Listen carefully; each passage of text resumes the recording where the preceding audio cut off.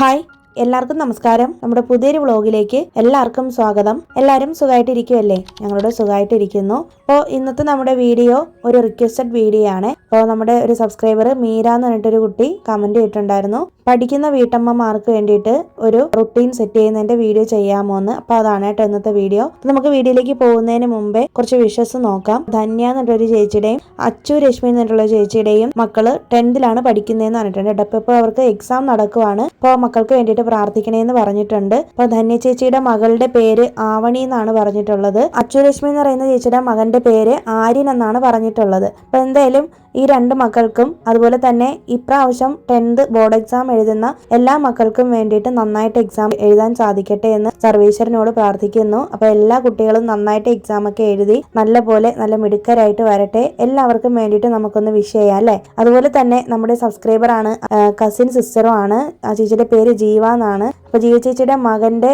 Birthday ആയിരുന്നു ഇന്നലെ. അപ്പം നമുക്ക് ഇന്നലെ വീഡിയോ ഇല്ലാത്തതുകൊണ്ടാണ് കേട്ടോ ഇന്നത്തെ വീഡിയോയിൽ പറയുന്നത്. അപ്പം മകന് 18 വയസ്സായി. അവന്റെ പേര് കാശിനാഥ് എന്നാണ് പറഞ്ഞിട്ടുള്ളത്. കാശിനാഥ് മോന് വേണ്ടിയിട്ടും എല്ലാവരും ബർത്ത്ഡേ വിഷസ് അറിയിച്ചേക്കും, മറക്കരുത് കേട്ടോ. പിന്നെ എനിക്ക് നിങ്ങളോട് പറയാനുള്ള ഒരു കാര്യം, നമ്മളുടെ കമന്റ് ബോക്സ് നിങ്ങൾ ശ്രദ്ധിച്ചാൽ തന്നെ മനസ്സിലാവും, ഒരുപാട് പേരാണ് ഇപ്പോൾ വിഷസ് ഒക്കെ അറിയിക്കുന്നത് കേട്ടോ. എനിക്ക് ഒത്തിരി സന്തോഷമുണ്ട്.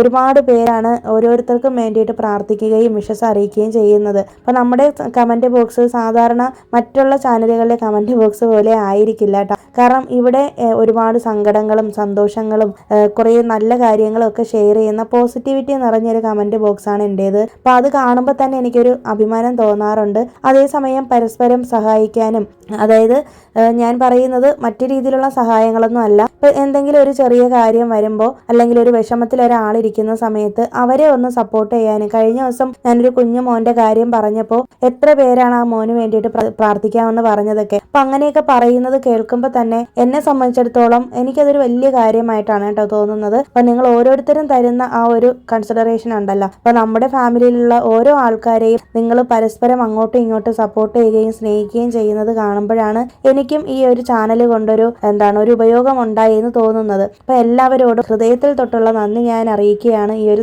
സമയത്ത്. കാരണം ഒരുപാട് പേരുടെ വിഷമങ്ങൾ ഇറക്കി വെക്കുന്ന ഒരു കമന്റ് ബോക്സ് ആണിത്. അതുപോലെ തന്നെ കുറേ പേര് ഇങ്ങനെ വിഷമങ്ങളൊക്കെ വന്ന് പറയാറുണ്ട്, അതേസമയം കുറേ നല്ല കാര്യങ്ങൾ പറയാറുണ്ട്. കഴിഞ്ഞ ദിവസം തന്നെ ഈ ധന്യ ചേച്ചി എന്നോട് പറഞ്ഞത്, എൻ്റെ വീഡിയോസ് കണ്ടതിന് ശേഷം ഞാൻ പറയുന്ന പല കാര്യങ്ങളും ലൈഫിൽ പ്രാക്ടീസ് ചെയ്ത് ഒത്തിരി ലൈഫിൽ ചേഞ്ചസ് വന്നിട്ടുണ്ട് എന്ന് പറഞ്ഞായിരുന്നു കേട്ടോ. അതൊക്കെ കേട്ടപ്പോൾ തന്നെ എനിക്ക് ഒരുപാട് സന്തോഷമാണ്. അതുപോലെ തന്നെ നമ്മുടെ മീര, അപ്പോൾ മീരയൊക്കെ എന്ന് പറയുന്നത് നമുക്ക് കണ്ടിന്യൂസ് ആയിട്ട് കമന്റ് ഇട്ട് അങ്ങനെ പരിചയപ്പെട്ട ആൾക്കാരാണ് കേട്ടോ ഞങ്ങൾ. അതായത് നേരിട്ടുള്ള ഒരു പരിചയമില്ല ഇതിലുള്ള ആരുമായിട്ടും. എനിക്ക് ആകപ്പാടെ പറയുന്നത് ഈ കമന്റ് വഴിയുള്ള പരിചയം മാത്രമാണ്. അതുപോലെ തന്നെ എനിക്കാണെങ്കിൽ ഈ ഇൻസ്റ്റാഗ്രാമിലൊന്നും അക്കൗണ്ട് ഇല്ല കേട്ടോ. എനിക്കത് പേഴ്സണലി യൂസ് ചെയ്യുന്നത് തീരെ താല്പര്യമില്ലാത്തൊരു കാര്യമാണ്. അപ്പൊ നമ്മുടെ സബ്സ്ക്രൈബേഴ്സിന് കമ്മ്യൂണിക്കേറ്റ് ചെയ്യാൻ പറ്റുന്നത് നമ്മുടെ ഈ കമന്റ് ബോക്സ് വഴി മാത്രമാണ്, അല്ലാതെ മറ്റൊരു രീതിയിലുള്ള ഒരു കോണ്ടാക്റ്റും എനിക്ക് ആരുമായിട്ടും ഇല്ല. അപ്പൊ അതുകൊണ്ട് തന്നെ നിങ്ങൾ പറയുന്ന ഓരോ കാര്യങ്ങളും എനിക്ക് അത്രമേല് കണക്ട് ചെയ്യാനായിട്ട് പറ്റുന്നുണ്ട്. പിന്നെ അതുപോലെ തന്നെ വളരെ സങ്കടകരമായ ഒരു സംഭവം ഉണ്ടായി. അത് ഞാൻ ഇതുവരെയും നമ്മുടെ ചാനലിൽ പറഞ്ഞിട്ടില്ല.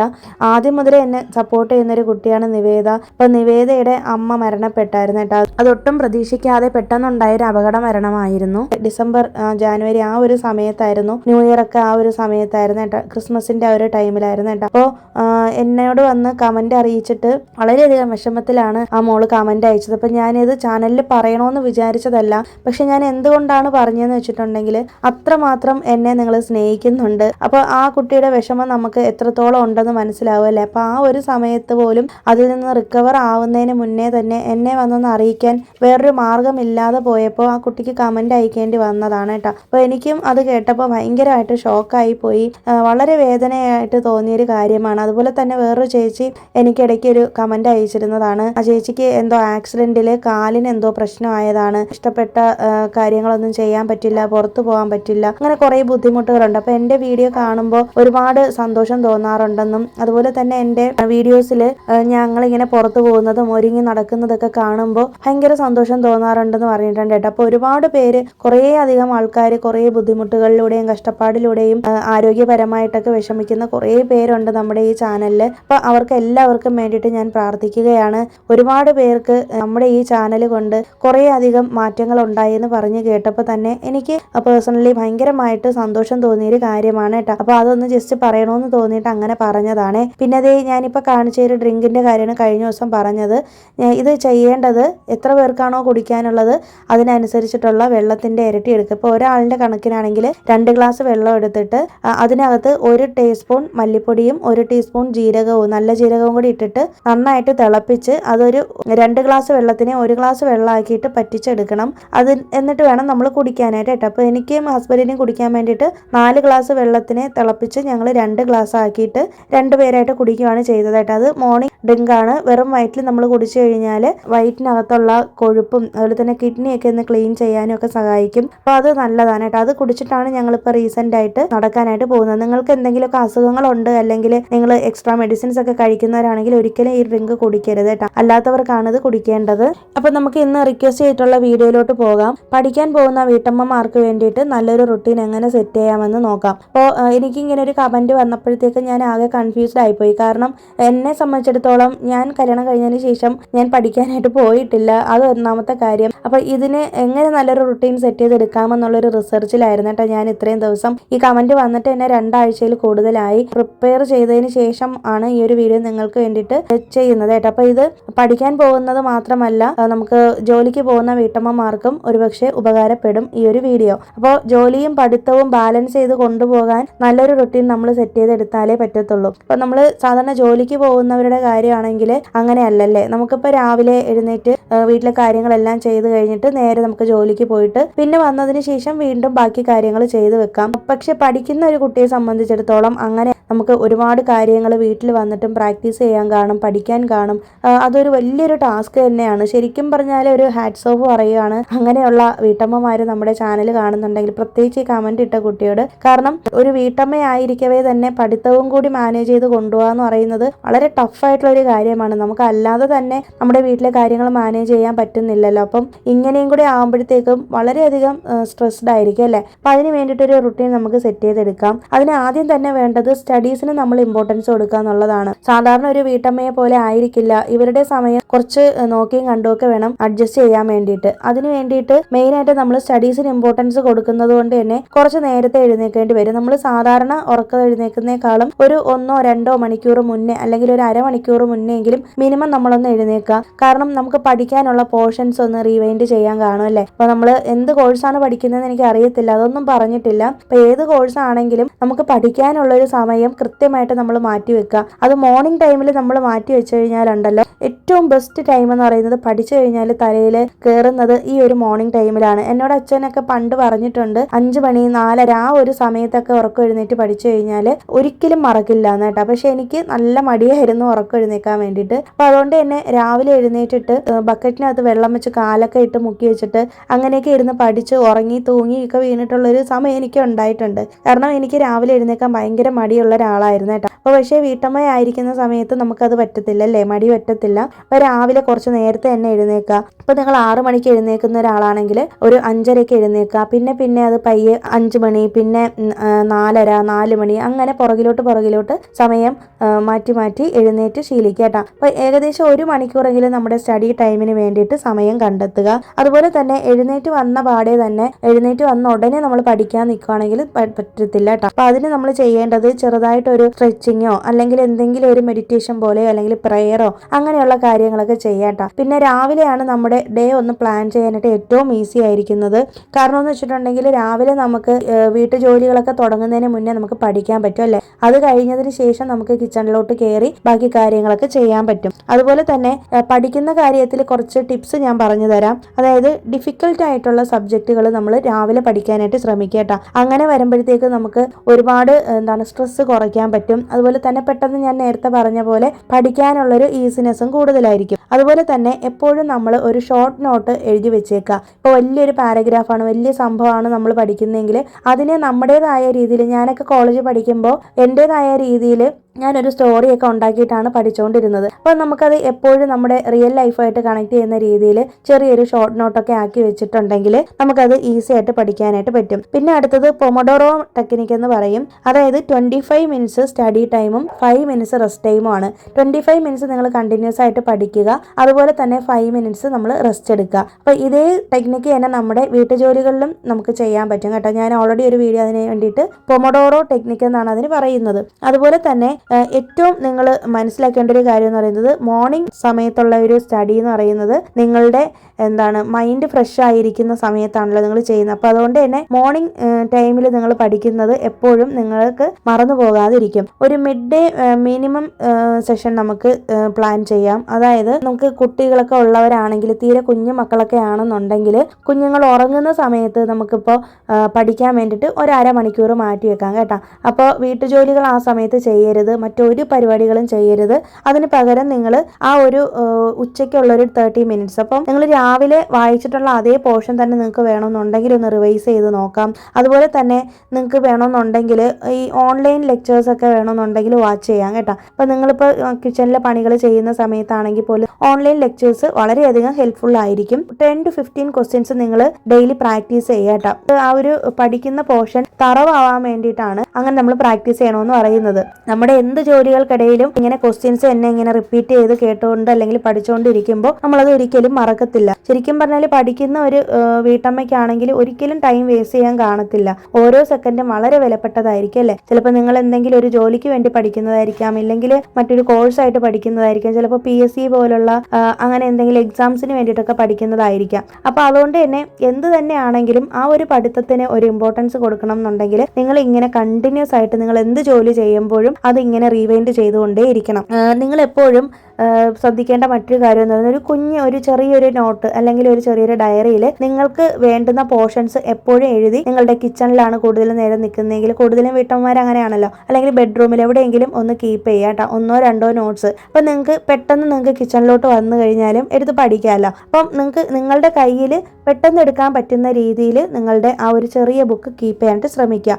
അടുത്തത് ഈവനിങ് ഉള്ളൊരു സ്റ്റഡി റുട്ടീനാണ്. ഇപ്പം നമ്മൾ മോർണിംഗ് റുട്ടീനും ഈ ഉച്ചയ്ക്കുള്ള നൂൺ റുട്ടീനും പറഞ്ഞിട്ടുണ്ട്. ഇനി അടുത്ത് ഈവനിങ് റുട്ടീൻ എന്ന് പറയുമ്പോൾ നമ്മൾ ഈ രാവിലെയും ഉച്ചയ്ക്കും പഠിച്ചിട്ടുള്ള കാര്യങ്ങൾ നമുക്കൊന്ന് ക്വിക്കായിട്ടൊന്ന് റിവൈസ് ചെയ്യണം. ഇപ്പം നമ്മുടെ മക്കളൊക്കെ സ്കൂളിൽ പഠിക്കുന്നവരാണെങ്കിൽ മക്കളൊക്കെ സ്കൂൾ വിട്ട് വരുന്ന സമയമായിരിക്കാം, അല്ലെങ്കിൽ ഭർത്താവ് ജോലി കഴിഞ്ഞ് വരുന്ന സമയമായിരിക്കാം. ആ സമയത്ത് നമുക്ക് പഠിച്ചുകൊണ്ടിരിക്കാനുള്ള സമയം കിട്ടത്തില്ല അല്ലേ. അപ്പം അതുകൊണ്ട് തന്നെ ഈവനിങ് സമയം നമ്മളൊരു അരമണിക്കൂർ നമ്മുടെ പ്രെയർ ടൈം കഴിഞ്ഞതിന് ശേഷം ഇതിന് വേണ്ടിയിട്ടൊന്ന് മാറ്റി വെക്കുക. അതുപോലെ തന്നെ നിങ്ങൾ മെയിനായിട്ട് ചെയ്യേണ്ട ഒരു കാര്യം ഈവനിങ് ടൈമിലാണ് നെക്സ്റ്റ് ഡേ എന്ത് പോർഷനാണ് പഠിക്കേണ്ടതെന്നുള്ളത് പ്ലാൻ ചെയ്യേണ്ടത്. അപ്പോൾ അത് വളരെ ഇമ്പോർട്ടൻ്റ് ആയിട്ടുള്ളൊരു കാര്യമാണ്. നിങ്ങളുടെ കയ്യിൽ എപ്പോഴും ഒരു സമ്മറീസ് ഉണ്ടായിരിക്കണം. നിങ്ങൾ പഠിച്ച ആ ഒരു കാര്യത്തിൻ്റെ ഒരു സമ്മറി നോട്ട് എപ്പോഴും കയ്യിൽ സൂക്ഷിച്ചേക്കണം. അപ്പോൾ നിങ്ങൾക്ക് ഈവനിങ് ഒരു ചായ കുടിക്കുന്ന സമയത്തോ എപ്പോഴെങ്കിലും നിങ്ങൾക്കൊന്ന് ജസ്റ്റ് ഒന്നെടുത്ത് റിവൈസ് ചെയ്ത് നോക്കാൻ പറ്റും അല്ലേ. അപ്പോൾ അങ്ങനെ വരുമ്പോഴത്തേക്ക് നിങ്ങളുടെ പഠിത്തത്തിൻ്റെ ഒരു സ്ട്രെസ് കുറയും, നിങ്ങൾക്ക് കൂടുതൽ പഠിത്തത്തിലോട്ട് ഇൻട്രസ്റ്റ് വരികയും ചെയ്യും. ഇത് നമ്മൾ ഡെയിലി ഉള്ള ടെക്നിക്കുകളാണ് പറഞ്ഞത് കേട്ടോ. ഇനി അടുത്ത് നമുക്ക് വീക്ക്ലി സ്ട്രക്ചറിലോട്ട് പോകാം. ഇപ്പോൾ വീക്ക്ലി സ്ട്രക്ചർ എന്ന് പറയുമ്പോഴത്തേക്കും 7 ദിവസമാണല്ലോ നമ്മുടെ ഒരു വീക്ക് എന്ന് പറയുന്നത്.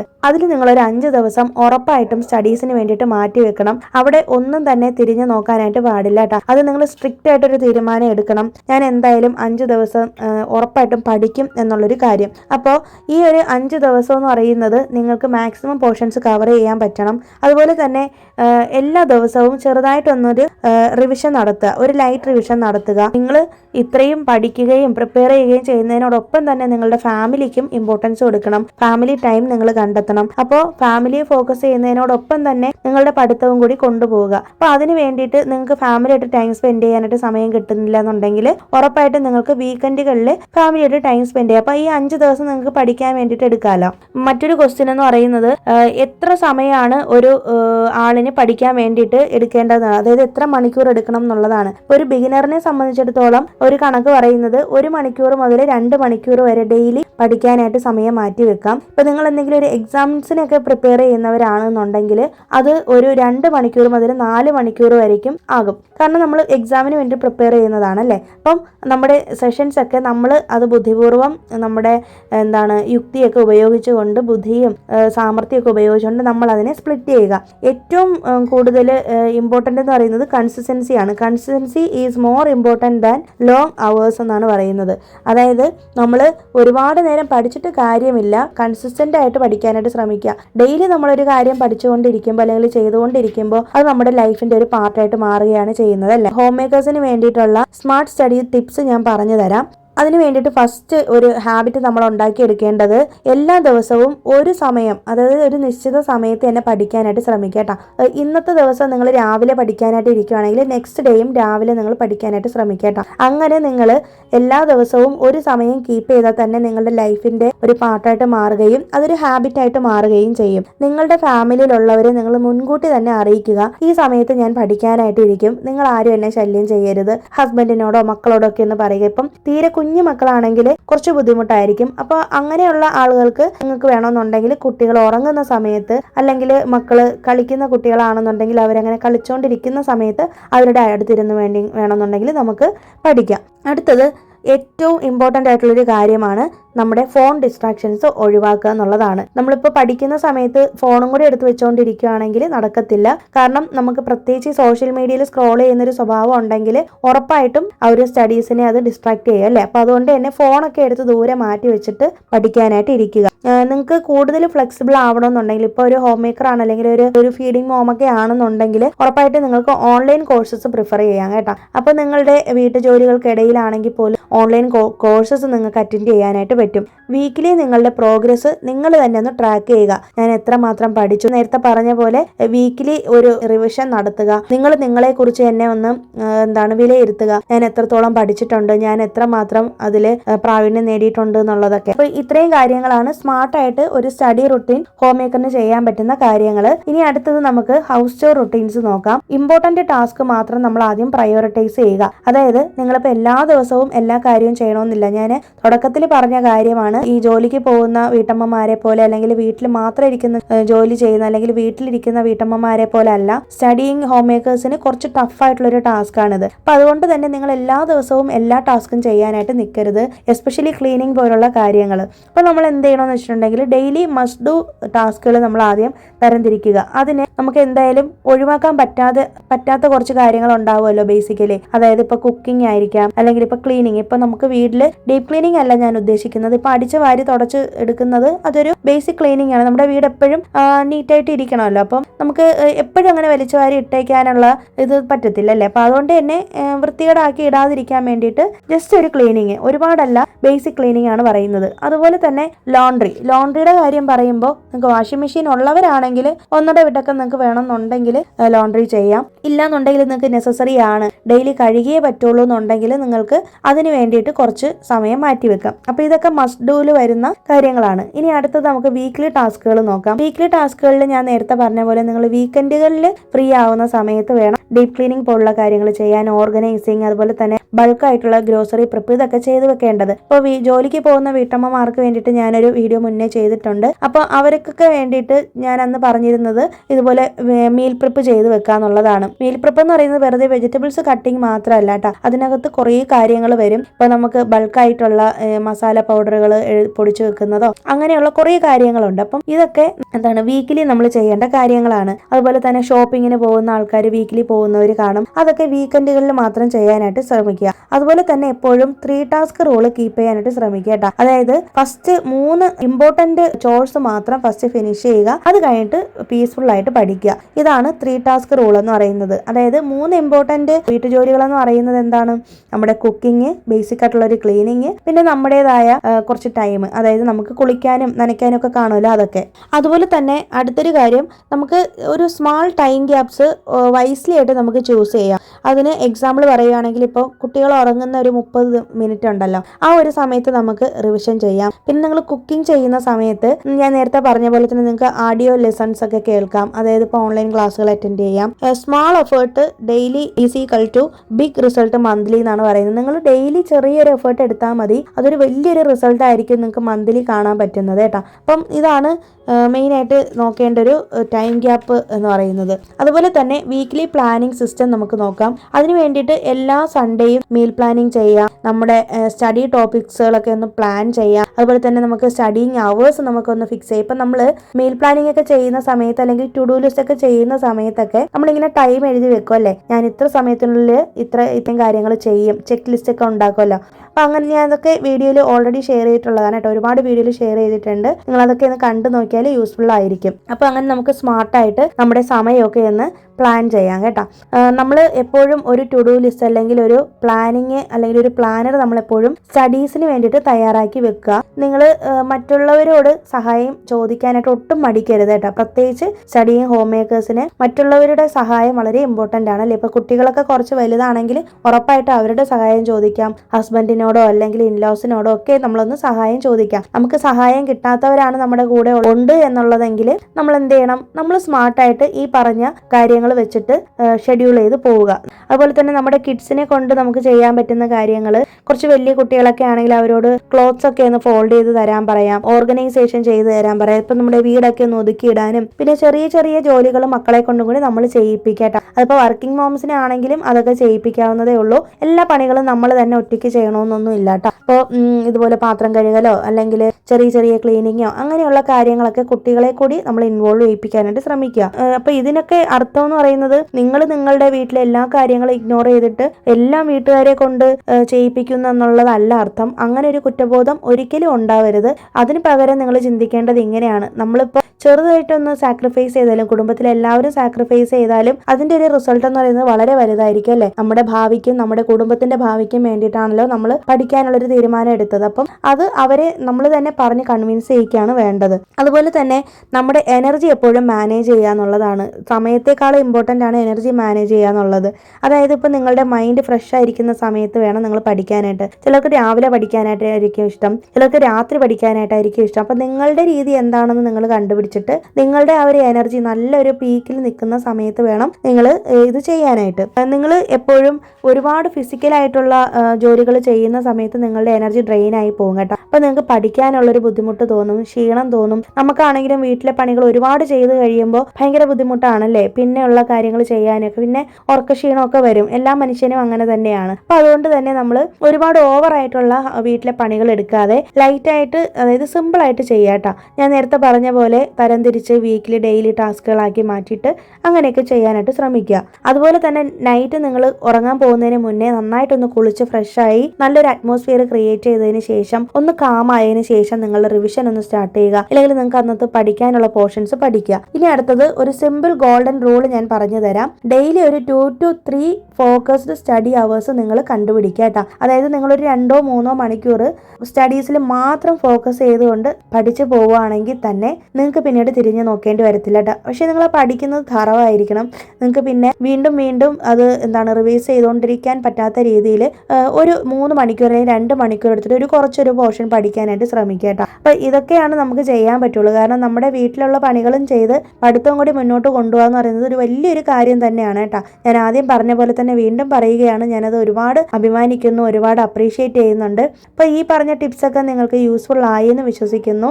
നമ്മുടെ ചാനലിൽ കുറേ വർക്കിംഗ് മോംസ് ഉണ്ട്. അപ്പം അവർക്ക് കൂടുതൽ കാര്യങ്ങൾ പറഞ്ഞു തരാൻ പറ്റുമെന്ന് എനിക്ക് തോന്നുന്നു കേട്ടോ. അപ്പം നിങ്ങൾ എന്തായാലും കമൻറ്റ് ചെയ്തേക്കണം. അപ്പോൾ ഈ കുട്ടിയെ ഹെൽപ്പ് ചെയ്യണം. സ്റ്റഡിങ് മോംസിന് വേണ്ടിയിട്ട് എന്തായാലും നല്ലൊരു റുട്ടീൻ ഈ ഒരു പോയിന്റ്സ് ഒക്കെ മനസ്സിൽ വെച്ചുകൊണ്ട് സെറ്റ് ചെയ്യാൻ പറ്റും എന്നാണ് എൻ്റെ ഒരു വിശ്വാസം. വിട്ടുപോയ പോയിന്റ്സ് ഉറപ്പായിട്ട് നിങ്ങൾ കമൻസിൽ അറിയിച്ചേക്കണേ. അപ്പോൾ പുതിയൊരു വീഡിയോ ആയിട്ട് നമുക്കിനി വീണ്ടും കാണാം. ഈ വീഡിയോ ഇഷ്ടമായാൽ ലൈക്ക് ചെയ്യാനും ഹൈപ്പ് ചെയ്യാനും ഷെയർ ചെയ്യാനും കമൻറ്റ് ചെയ്യാനും, ആദ്യമായിട്ടാണ് കാണുന്നതെങ്കിൽ നമ്മുടെ ചാനൽ നമ്മുടെ വീഡിയോസൊക്കെ ഇഷ്ടമാവുന്നുണ്ടെങ്കിൽ മാത്രം ഒന്ന് സബ്സ്ക്രൈബും കൂടി ചെയ്ത് വെച്ചേക്കണേ. പുതിയൊരു വീഡിയോ ആയിട്ട് നമുക്കിനി വീണ്ടും കാണാം. അതുവരേക്കും എല്ലാവർക്കും ബൈ. Thanks for watching.